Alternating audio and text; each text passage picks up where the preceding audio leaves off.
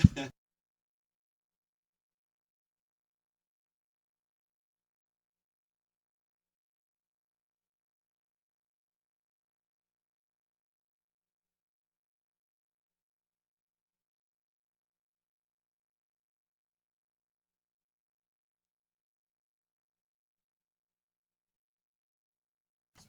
mic check. 1, 2, 3, 4, 5, 5, 4, 3, 2, 1. Check 1, 2. You guys hear each other? Oh yeah, we can Testing. see each other. Yep. How about those? Can you hear each other? Okay. Yeah, perfect. Okay. When you're ready, go. Okay. Let's do. Don't have to unplug these at the 25-minute mark or anything. Let's leave them on. Okay, we'll do it. Thanks, Sean. Thank you, sir. As usual. You ready? I'm ready. Okay, 3, 2, 1. Hello, everybody. Bob Oxley here. It's time for tips, topics, issues, and positions. And today our topic is going to be on Dixie State University sports and all the athletic program that's going forward. And who else should I ask to be our guest today again would be the athletic director for Dixie State University, Dr. Jason Boothe. Hello, Jason. Hey, Bob. Hey, welcome Great to back. be here again. We're pumping up. You know, I'm going through withdrawal symptoms because now, we're in the midst between the academic and the sports year. Yeah, so me I too. thought maybe I better get you in here because I figured it's a time for us to take a look at it. What I'd like to do today is just take a review of what transpired last year. Great. And let's take a look and put the magic ball out and take a look at what's going to be coming up this year. Okay. And, of course, we're always throwing that 2020 thing because I know that D1's out there somewhere. It's coming. So, yeah. So, anyway, I'd like to just start off with you. As far as our football program, we'll look at the fall sports, then we'll go into the spring. Mm-hmm. But as far as the fall, we'll start off with football. Last year ended up 7-4. Yep. Very good year. Very good year. This is input from the fans. Yeah, I'm going to relay to you that for a first time in a long time, they felt like they were in every game. It didn't matter the way the score was going back and forth. It was exciting football to watch and encouraging. So we had a 7-4 final. We were happy about that. Yep. We're anticipating building on that coming in for next year.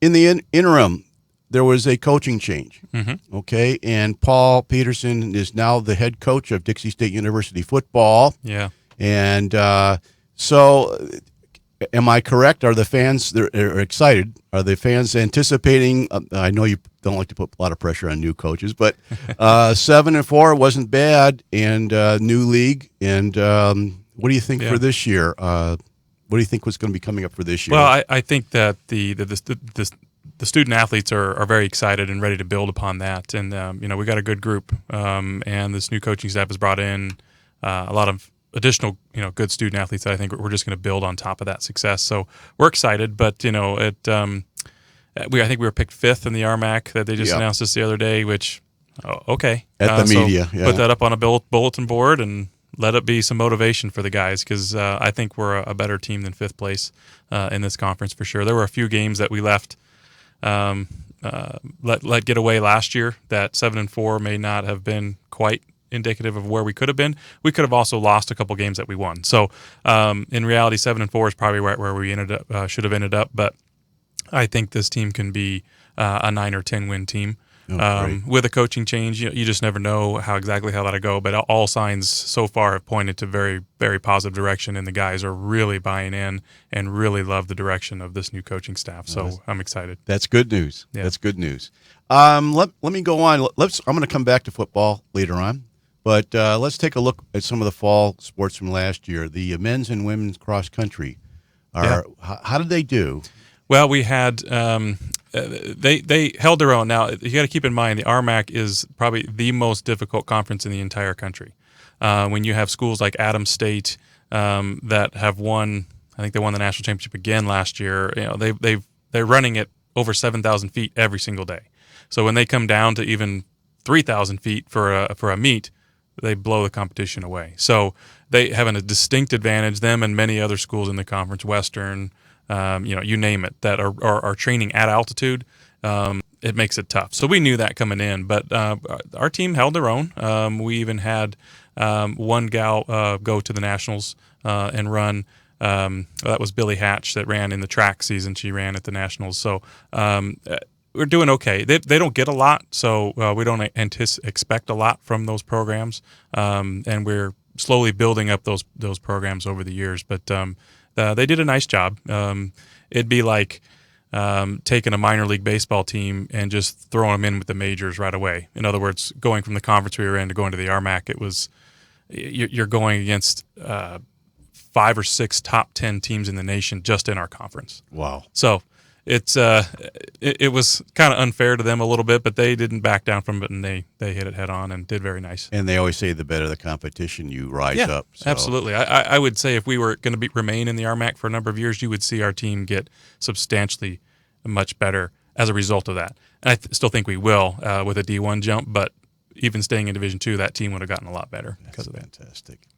Let's switch over to golf last year. Men's and women's golf. Their championship season is in the spring, and so in the fall, they play competitions and they get their resume built up. But in the spring, we hosted on the men's side. We fell just a couple strokes short of winning the RMAC Conference Championship. The women finished just short of it as well, so we were both right in contention there. But the men then hosted the West South Central Region Championship here at the Ledges, and we won it.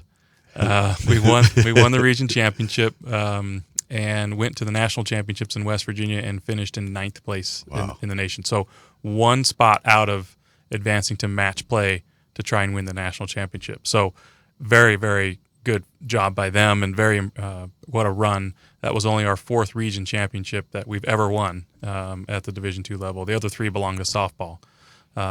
Coincidentally, the 2 teams that have won our 4 region championships, softball with 3 and men's golf with 1, those are the only 2 programs that have been to the NCAA tournament every single year we've been eligible. Wow. So coincidentally, they're the only 2 that have won. Our reputation's out there. Yeah. Okay. I'm going to switch over now to soccer.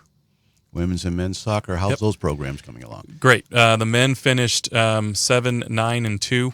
They were the only team, and I'm not knocking them on this because 7, 9, and 2 isn't bad, especially, again, the RMAC is good competition just as the Pac West was, but they were the only team of the teams that have winning records. So, golf doesn't keep a winning record, win-loss record.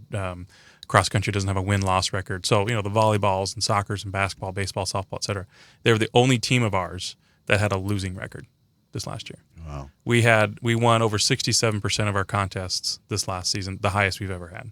So, but they were only 7, 9, and 2. So that's essentially 500 when you have those 2 ties. If they go the other way, you're looking at a 9 and 9 season. Got it. So very, very nice job by them. The women did excellent. They got to the RMAC tournament, hosted a game, won it, got to the semifinals, and lost in that semifinal game, but did a phenomenal job. And I believe they were 13-5, I believe was their end record. So a great run for them. Fantastic. How about women's swimming? Women's swimming championship season is in the winter, and they did quite well, actually. They went to the RMAC championships and competed very well there, and actually was the highest placing team without diving. So with a diving program, you get points for having your divers, and not every team has diving, and we actually beat out teams that have divers. Our girls did so well. So we didn't have quite the firepower to win the thing, but we were right up near the top. I believe it was a third place finish, 3rd or 4th, somewhere in there. But we finished, the cool part was we finished ahead of several teams that have diving. Which is remarkable. Is it 2 years old? Is it that program? That program, this is, I believe it's 4th season. 4th season? Mm-hmm. It's remarkable. Yeah. First year in the RMAC again as everyone else, so it was a little bit of a step up for the conference championship. Okay. Women's tennis last year. Won the RMAC conference tournament. Yes, they did. Just missed out on the regular season. Now, in all fairness, there were only 4 teams that have women's tennis in the RMAC. Okay. And they are dropping, the RMAC is dropping that sport as a recognized sport after this currently because there's only 4. You need 5 minimum. So they had a waiver for this last year, and Colorado Christian dropped women's tennis, so they gave the sport 1 year to try and find somebody to keep it at the 5, and no other schools are adding it. So this was the last year of an RMAC conference championship. And so we knew this was our chance to, if we're going to win one, we go out and get it. And so we went out and got it, and Right. won. And that was so exciting for those girls, where that program's been to do that. So we were very excited and proud of them. That's great. I'm going to finish up the fall with women's volleyball. Won the RMAC conference. They won. They This- tied with this is Colorado great. Mines. I'm just yeah. So they were our only regular season conference champion. Fantastic. They got obviously to the RMAC tournament, hosted a quarterfinal game here at home, and then won that one, and then went to the top seed, which was Colorado Mines. They had the 1 seed over us, even though we tied in the regular season. They beat us head to head. So while we shared the regular season title, they got the number 1 seed for the conference tournament as a result of that win. So we had to go to Golden, and we lost in the semifinals there for that conference tournament. But we made it to the NCAA tournament and lost in the first round to Colorado Mesa, which was a tough loss to a conference rival. But anytime you get to the NCAA tournament, it's anybody can win or on any day. So we went to Tarleton in Stevensville, Texas, and lost in the first round. But again, got to the NCAA tournament. You can't hold your head. That's right. Down about that. And That was Dixie awesome. State's name's out there. Absolutely. That's the program. Yep. That's great. That's great. Let me jump over to spring now. Okay. Last year. We're just going to take a little review here. Our baseball team. Baseball team finished with 35 wins, just missed on the NCAA tournament. I think we were one of 2 teams in the whole country that had 35 wins that didn't make it into the tournament. That's just a result of the way the Division II does it with the regional play. I mean, if they had a full national tournament where they took the best 64 teams in the nation, we would have been in easily. But I think we were number 9 or I think they take, I can't remember if the South Central takes 6 or 8, but we were the last spot. We got bumped out. We were going to have that last spot, but then we got bumped because someone in another conference won an automatic bid that wasn't ranked. So we missed out on that, and that was hard. But I know I had some of the students that played on the team, and that's disappointing. they were so excited going into that season. Yeah, the year before we went 500, 25 and 25, which was Chris Feitenhauer's worst year ever, and he was very upset about that. I'm like, you finished 500, we're doing okay with a reloading year. You lost, I think, 18 seniors the year before, and you finished 500. That's pretty darn good. I think so too. And then he turns it around and improves by 10 wins and wins 35 games. So that program is phenomenal and fantastic shape. That's great. Switching over now to women's softball. Once again, got to the NCAA tournament. Didn't win the RMAC regular season, but went up to Colorado Mesa and won the RMAC tournament. Yes. On their field against them, which was pretty cool. So we won our first 2 games, and then I'm trying to think of the days. Yeah, on Friday we lost to Colorado Mesa to give us our first loss, and it's double elimination. So if we were going to win the tournament, we had to come back on Saturday and win 3 in a row, which would have included beating Colorado Mesa twice. So we had to come back in the morning on Saturday, and we beat Metro State. So we advanced to the championship series. Now Mesa only had to beat us once, and we beat them twice on their field to win the conference championship. That is amazing. It was really cool. So, and we needed that. That was the automatic bid, and we were close to kind of being on the bubble there, but with that win, we got in, automatically. So we went to Commerce, Texas, and we lost our 2 really tough, close games. They could have gone either way. We went 0-2 and came home. But again, getting the NCAA tournament is nothing to be ashamed of. At that level, anything can happen. Yeah, for the 10th year in a row. That's right. I remember following them all the way through the championship game. Yeah, great group, ago. great kids. Yep, great program. Yeah. Great program. Jumping over now to basketball, men's and women's.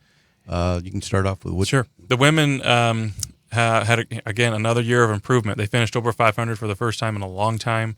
Coach Gustin's finally starting to have his fingerprint on the program, and the girls are buying in. And there's still room for improvement for sure. And JD is not satisfied with just being above 500. He wants to be better. So I'm not worried at all about that program. He's got some great recruits coming in. He's very excited about the Division I move. We're going to be very competitive at that level in that program. On the men's side,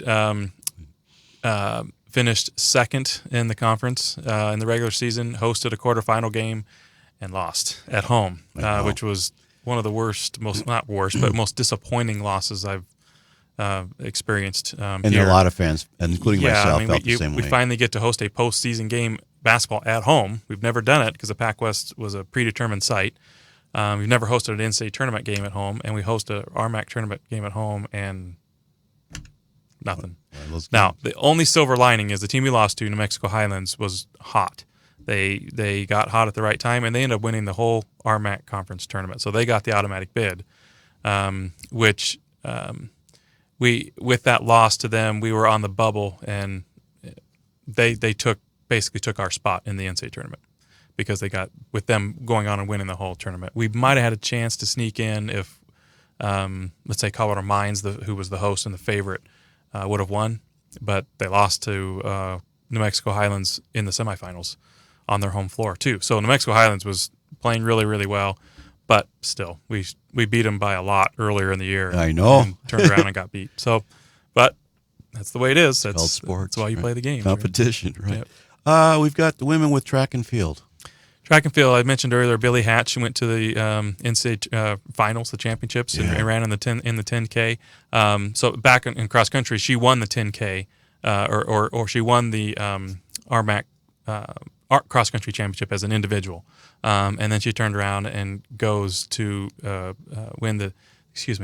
She won the 10K at the RMAC championships. Not the cross country. The 10K at the track championships. Goes on to the NCAA tournament, and I think she finished 13th. Just a little bit out of the All-Americans slot, but not too bad. It was pretty neat to see her run down there. That's great. That was fantastic. So, overall, fantastic. I mean, overall, again, we won over 67% of our games, which is about 7 percentage points better than we normally are, usually around the 61%. As a Division II program, since we've been eligible for the postseason, we're at about a 61.5% winning percentage on average, and we are at 67 this year. So fantastic, and only one conference regular season championship. If you think about that, I mean, like, wow, you won 67% of your games, you only won one conference championship. Well, that says a couple things. One, you've got good teams across the board, but there's been like one team in each of those sports that is just slightly better for that year to win that conference title. Volleyball shared it with Colorado Mines. Basketball finished second. Baseball was right on the doorstep. Softball was right on the. I know they're right near the top. So it's encouraging, but you just don't have as much hardware as you'd like to display. But that's okay. Well, kids did a great job and performed very well. So we're very happy with this year. Okay, I want to jump down. We're still talking about last year, and I just want to bring this to. I was going to use it at the end, but I decided to use it now. You always, one of your big emphasis is student athletes. Yeah. Last time you were here, you really went on that topic. You said this is so important to you as well as to the university. Yeah. And I'm not going to take the thunder away from it. As far as the academics are concerned for student athletes at Dixie State University, do you want to? That is probably why we were so excited and happy about this last year, to be quite honest. We only won one conference regular season title. We won the men's golf regional. We won women's softball and tennis conference tournament championships, but we had our best GPA ever. It's amazing. Yeah, overall, that was a 3.16 for the year. We're about at about a 3.03 average, but we were 3.16. If you think of all the student athletes there are, all the different sports and the programs and the time commitments they have, they take them away from campus. It's on buses. It's remarkable. They're a great group. We're so fortunate. I'm fortunate to be able to work with them and serve them because they do such a nice job in the classroom, which is their number one priority. I had a number of the students over this last academic year, and I can attest to you that they were dedicated. Yeah. They were interested. They let me know when they couldn't get access on the buses. Yeah. Well, we've done some other things behind the scenes to help them with tutoring and whatnot that we just have been just building up over the years, and the school's been great with the Learning Center and the Writing Center and the Tutoring Center have been phenomenal. We're partnering with them in ways that we hadn't in the past, so I think that really helped. And that is just setting the stage for Division I, because we're going to have to do even more for them because the academics are even more important if they can be. They're not really more important, but they're scrutinized and we're held to a higher standard at Division I than we've ever had to be at Division II. So it just puts more emphasis on it that is very warranted and something that we're very excited to do. And what you're doing is you're establishing a program for all the student athletes on this campus. Yep. This is what we expect from you. You truly are Yeah. a student athlete. Yep. And you can't just flip a switch on that. That has to be a program that's built in, and it's a hand down, peer to peer. And it was the women's tennis team that led the way with, I think, Wow. a 3.7 GPA. So That's amazing. yeah, and winning a conference championship at the same time. So, oh, by the way. That's great stuff. What I'd like to do, you ready to start taking a look at what we're going to be seeing this upcoming Absolutely, year? yeah. All right. So Yeah. I want to start off with, of course, with football because that's just right around the corner. Yeah.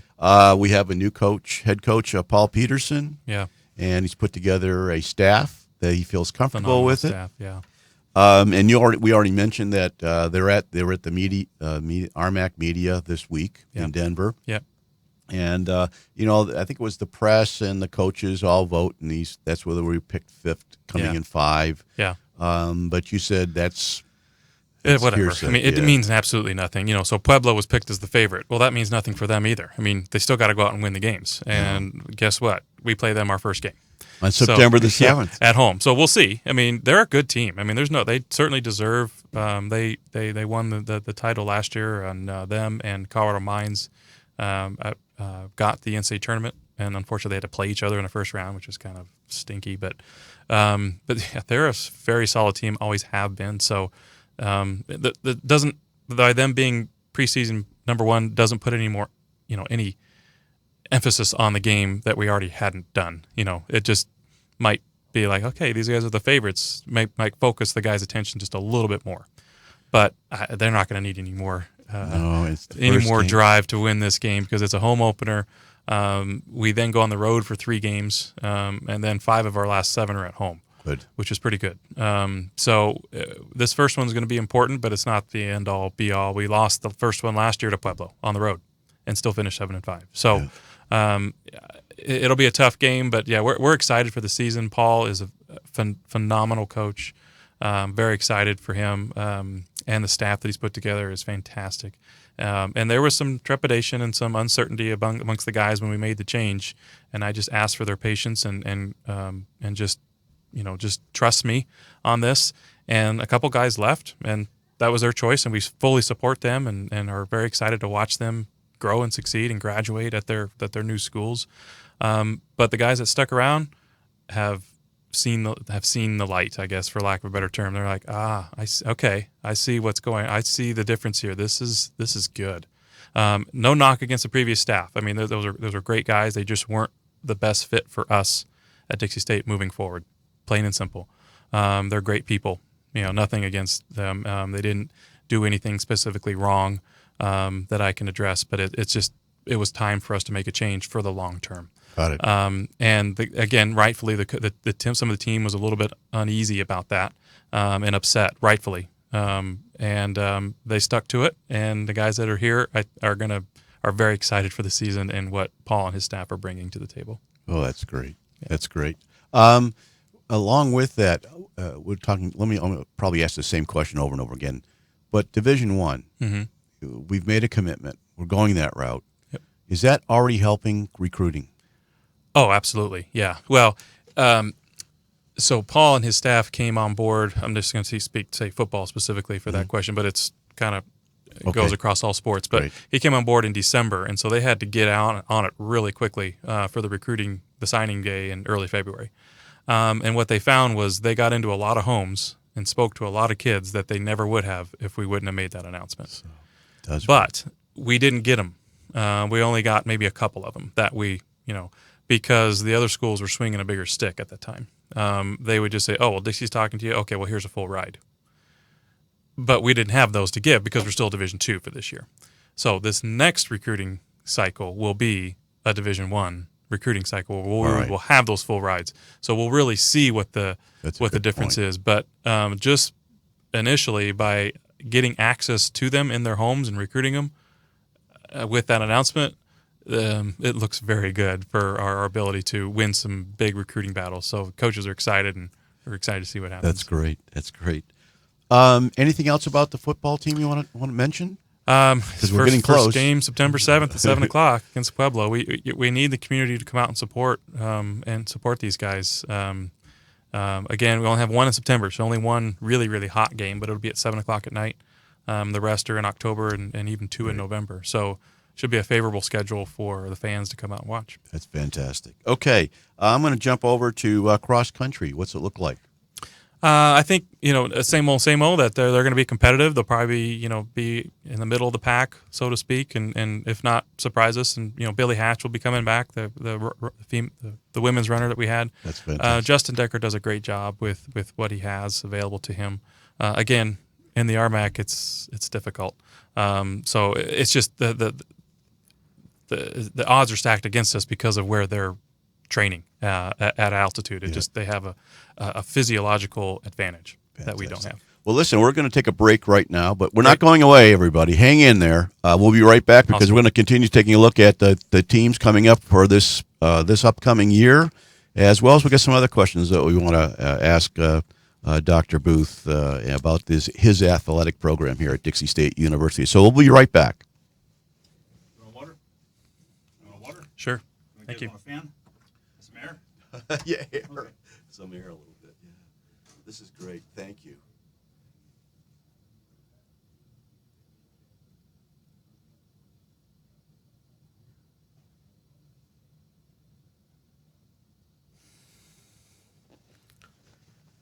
Thanks, Sean. I didn't.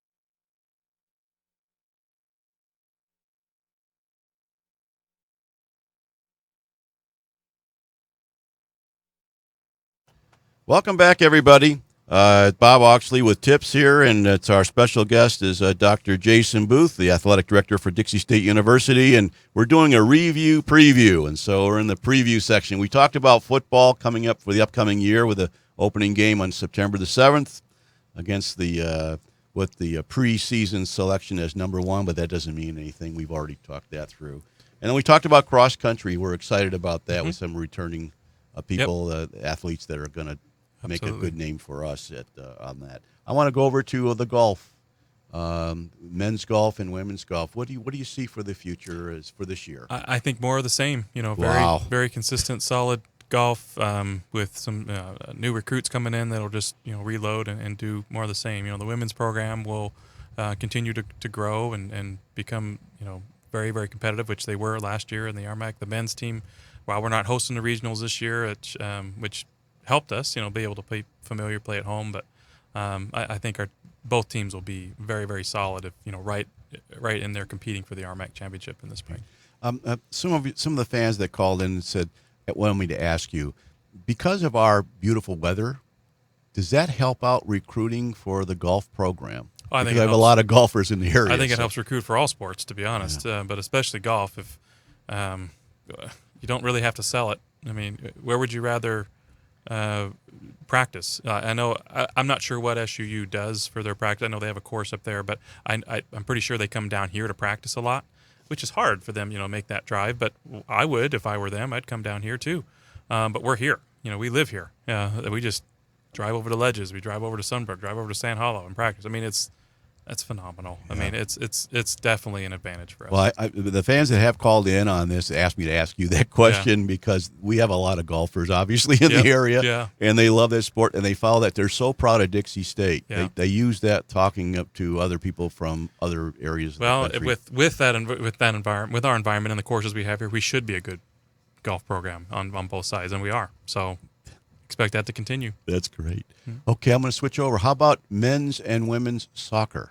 for this upcoming men's, women's soccer. I think the men will take a few steps forward again. From their almost 500 winning record, that they'll turn that around and have a winning record. The women, a brand new coach. Unfortunately, our coach last year was his first year, Jerry Lucy. He's from Ireland originally, and he's from Long Island, and he got homesick, for lack of a better. He just didn't have anybody out here, and it was just hard for him, which is unfortunate. But hey, I don't blame the guy. I mean, that was his decision, and so he went back home to coach at Hofstra, where he coached for a little bit, and we're still in touch. And he still loves all these girls and loves his team, and wants them to be nothing but the best. So who is the new coach? The new coach, his name is Steve Golas. He was the assistant coach at University of Wisconsin-Milwaukee for the last few years, and that program is phenomenal at Division I. I think it was 2 years ago, they were the only undefeated team in Division I. And their one loss was in the NCAA tournament, but there wasn't a loss because they lost on penalty kicks. Oh, my God. They didn't advance, but it didn't go down as a loss. So they're phenomenal. To be able to recruit to that program and to build that over the years with the head coach that he worked with there, I'm excited for Steve to put his stamp on this program and just elevate it even further. And the student athletes, are they excited knowing his background? And well, they haven't really got to know him too much because he came in kind of after a spring season, and they haven't really interacted with him a whole lot yet. But they were very disappointed to lose Jerry. They loved Jerry, and as we all did. But I think very quickly from what their interactions so far have been, they see that Steve is different than Jerry, but still good, and intense and won't, but fun. And he'll have that personality that they like to interact with, like they did with Jerry. So fantastic. I think they'll keep the momentum and be up there on the 13, 14, 15 win mark. That's great. Now this is exciting. The women's varsity swimming team, for this upcoming season, and I looked at the schedule. And I said, "There's something going on November the 15th. Yeah. You want to talk to us about that?" I know you're excited about the swimming team, but we'll talk about that. But November 15th is a big date. But there's a little construction project going on campus, and if you haven't noticed, we'll be wrapping up shortly before then. And November 15th, we'll be hosting a meet in our brand new pool in the Human Performance Center. Wow. Yeah, and that's excited. A big building. I had no idea how big that building is until now. Oh yeah. Have you toured it yet? Oh, I haven't toured. I just from the outside. Once you go inside and see that building is unreal. I mean, I can't even. I'm not smart enough to come up with the words to describe it. It's beautiful. It's state of the art. It's going to be huge for the university. Yes, our swim team will get to compete in there, and they'll have a locker room, and coaches' offices will be in there. But it's going to be huge for the entire student body. It's their building. They helped put in a lot of money to help buy it. So I'm excited to see them use it. But our swim team is elated to have that facility, and we're going to show it off to the community with that first meet. Yeah. So there, listeners, you mark that on your calendar. November 15th, brand new Human Performance Center. We're going to have our first swim meet. Well, we only have seating for 750. So the first 750 that get there will get a seat. But first come, first serve. Look out. There'll be a line going around. I hope so. That'd be great. Then we'll have to figure out big screen TVs on the outside. We'll work it all out. Well, we'll have a video board. We'll have a video board inside, so you can look through the window. We'll work it out. But I was excited to see that. So it's happening. Yeah. Okay, something else.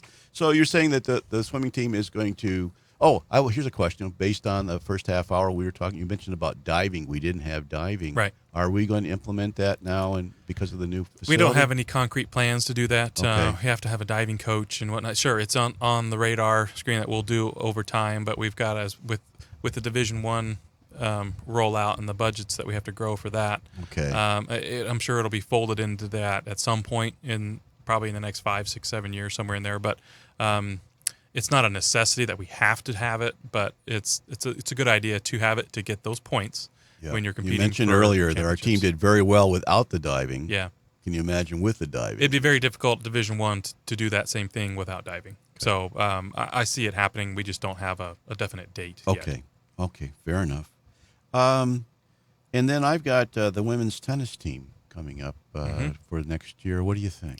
Brand new courts again. They played some matches last year in the spring on their courts, but they'll have a full year We are going to be announcing here soon some free youth clinics that the teams are going to be doing. Teams are going to be doing throughout the year to build up interest in tennis and have a cool tournament at the end of that. So that'll be coming out here soon. So a lot, community service in that way, but also generating interest among young boys and girls as they grow into men and women to play tennis for their life. Absolutely. That's important. But they're going to be successful. We won't have a conference championship to win because, again, the RMAC won't be sponsoring it. But we'll go out and win some games and be successful and have a good experience for those girls. Right. Now, to go along with that, I'm going to not this upcoming sports season, but the following. Yes. We're going to add men's tennis. Tennis. Yeah, we had to. We didn't meet the minimum of men's sports for the WAC in 2020 because they don't sponsor football. Okay. And if they did, then we wouldn't have had to add a sport, but they didn't. They don't. So we had to add a men's sport, and we chose men's tennis to go along with the great courts we have there. And Coach Pelton, who oversees the women's team, will oversee both. Oh, that's great. And he'll be getting started here this fall, recruiting. Spend this year recruiting on the men's side to have a good team in place come next fall. Fantastic. All right, I'm down to a women's volleyball. We would be a disappointment if we didn't win the conference again. You won it last year, so why not win it again? So if they don't win, they're going to be right up there. They're going to have a solid team. We've got a bunch of great returners coming back and some really, really good incoming kids, transfers and freshmen coming in that Coach Felder is very excited about. So I think we're going to have just as good of a team, if not better. That's something to look forward to. Yeah, we have a returning All-American, so can't beat that. No, this is good. That's exciting. Yeah. So that's fall. That's what your feelings are. So let's jump over to spring for this next year. How about let's start off with the basketball team, men's and women's basketball team. Yeah, the men have 2 new assistant coaches. Okay. As we added an assistant coach position as we start to build for Division I because we got to start recruiting now. So they had 2 coaches before, but they weren't full-time in just athletics. There was only 1 full-time athletics. Now both are full-time within athletics, just coaching. So that'll help Coach Judkins. He's just going to reload and do what he usually does. I don't know how he pulls it off, but he's lost some guys. Amazing. And he just figures it out. He's a wizard at that. The women, I think you'll see some significant improvement from them with the recruits that he's got coming in, like 2 or 3 post players that we desperately needed. And the guards are fine. He's got a guard, Ashley Beckstrom, coming in that transferred from BYU, who played here locally at Desert Hills. So she'll have 3 years to play here. Home. And so, yeah, she's really good. So we're excited to have her home and playing for us. Fantastic. And I had an opportunity to talk with him, and he is excited, and he's very enthusiastic about the program and wants to move it forward. Yeah.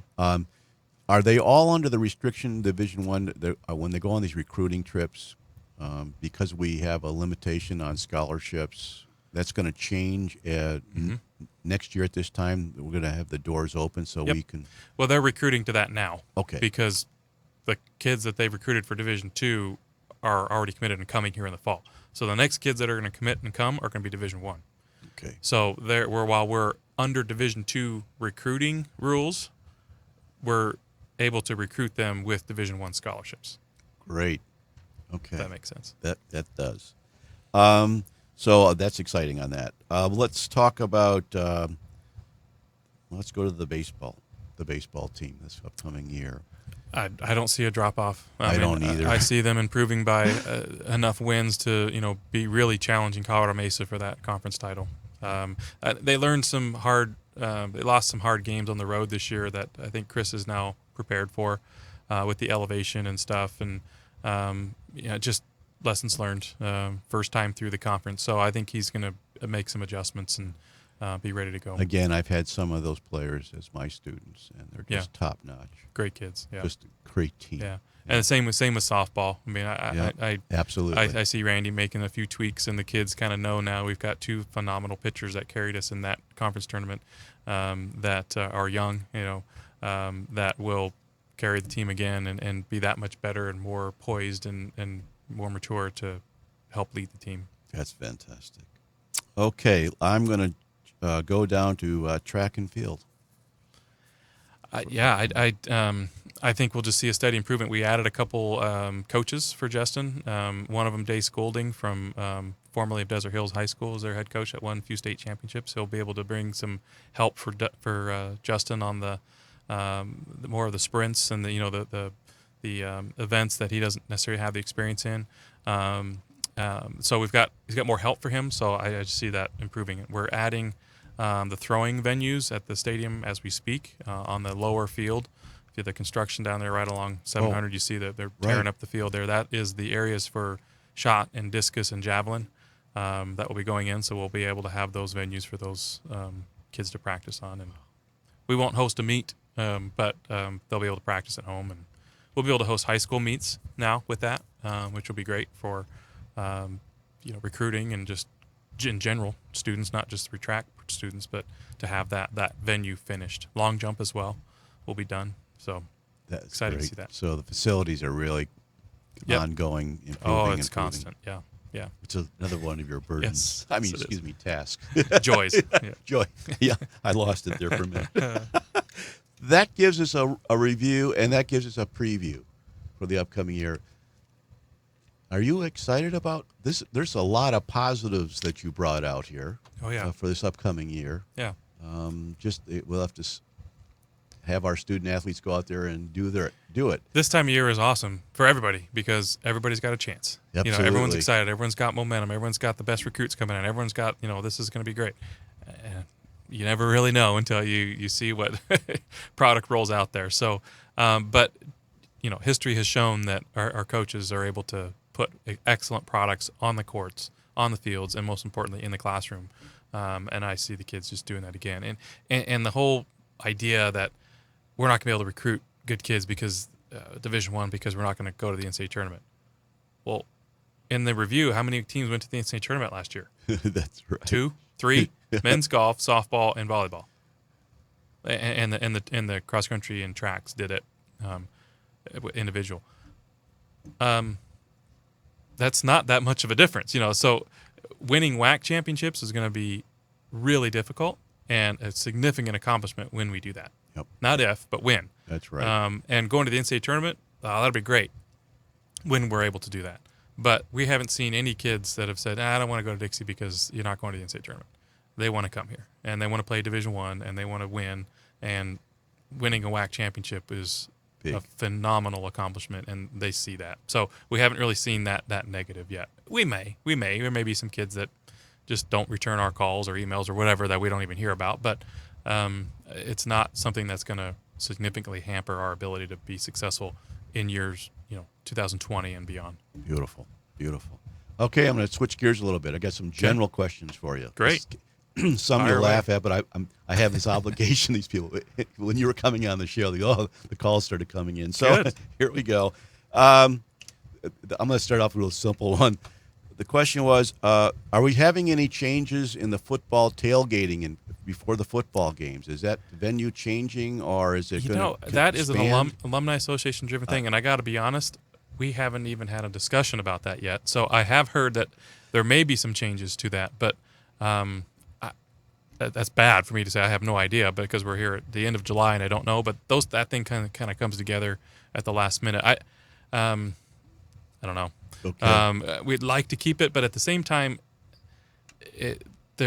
we need to figure out a way where maybe we move it inside in the stadium. So if you want to come and eat, have a free hamburger and hot dog, that's fine. But you have a game ticket. There's a lot of people that come to that just get food and walk away. Yes. Yeah, and that's fine because that's what it is. It's there. It's nothing wrong with that. But it kind of defeats the purpose. You want to come to the tailgate and then come in, go to the game. And I see a lot of that. And the students are also, their feedback is we kind of don't really feel comfortable because it's kind of like a community thing and we're not sure how we fit in. So we're trying to massage all that and make it a good event for everybody, the students specifically, to make sure that they want to be there and whatnot. And it's grown over the years, and I'm sure Yes, if we do it again, it'll be similar to that. And I'm sure that's the way we'll end up going. But I haven't had those discussions yet with Okay. what the Alumni Association's thinking. I had it written down. I had to ask. No, it's a good question. Okay. Obviously, one I need to get answered. Here's just we need your assessment here. we've talked about the teams.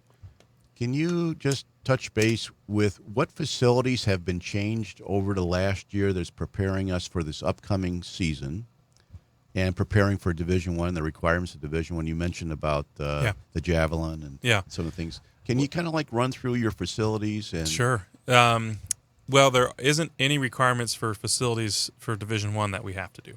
Wow. None, because our facilities are phenomenal. There isn't there are many Division One programs, basketball specifically, that play in gyms much smaller than ours. So there is no minimum that you have to have at least 1,200 seats or nothing like that. The only time that comes into play at the NCAA Division I level is the bowl subdivision level for football, where you have to have a stadium big enough to have at least 15,000 season tickets on an ongoing basis over a rolling several-year period. And I haven't even looked into that too much because I'm not even looking at FBS because that's not where we're going to be. FCS, there's no minimums. So we could have a 2,000-seat football stadium and be in Division I if we want to. Now, the negative is you're probably not going to win many recruiting battles with a stadium like that. That's where it comes into the difference. So you need to have the facilities that you're going to be able to attract the student athletes at the level that you want to bring in to be competitive. So our football stadium is just fine with that. We have some work to do. We want to still upgrade the locker rooms and do that final phase. We still need about $10 to $15 million to raise for that phase, and we're in the process of going out and having some asks out there for that. So we foresee that coming in the next few years. Redo the press box, make it really nice with hospitality areas, and be able to host the media that are going to come with these bigger programs coming in. I mentioned the throwing venues for track. We got that. We added a access on the east side of the new bleachers. There's the concession stand at that north end. There's a little plaza. There was no access to the west side from that end of the stadium. You had to go all the way down to the south end and around on the sidewalk in front of the scoreboard. We've added a stairway down to that sidewalk at the north end, and so now it's like a 360-degree venue. Right. So we added that. That'll be a nice change. But that's really it for football. That's the only changes at that venue. We have a 10,000 seats. 10,000. Mm-hmm. That's very nice. Yeah, that's perfect. I'm not going to worry about more seats until we start filling the ones we have. Absolutely. But with the teams that are going to be coming in over time, with the schedules we have put together for football, we'll start to fill those seats pretty quickly. But we want to sell out. We'd rather have a demand and sell out. We have no desires or plans or thoughts at any point about adding any seats at this point. Okay. So we're very happy with where we are. In the Burns Arena, we've replaced the seats in the three sections on either side of the court along the sideline, so behind the benches and across from the benches, those 6 sections. Brand new seats with cup holders. That's been done. Very excited. We just we haven't officially announced this yet, so I'll just keep it kind of okay, everybody. vague. But this is first. We just agreed to a very big deal with that we'll be announcing that we'll over the next 2 years be replacing. We'll be putting in a brand new video board at basketball. Oh, fantastic! And a video board at football. Oh my gosh! Yeah. So, oh my gosh, that is so fantastic. The video board won't be in for this football season; it'll be next season. But we're shooting to get the video board in for this basketball season. I can't go any more details of that. We'll be announcing that soon. But it is one of the I could probably say it has to be the biggest deal financially that we have. It is without a doubt in Dixie State history. This is just fantastic. Yeah.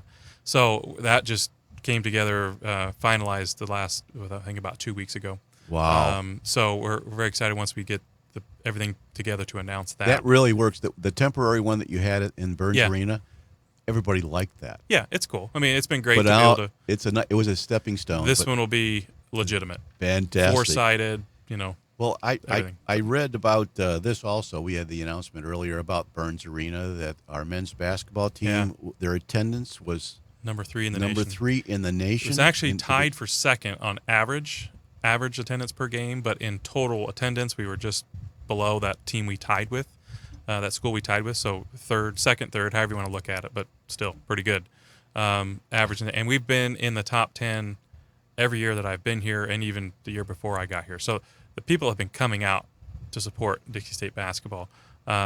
And we're excited with Division I, with those teams coming in. That I know. And that's only an average of 2,300 fans.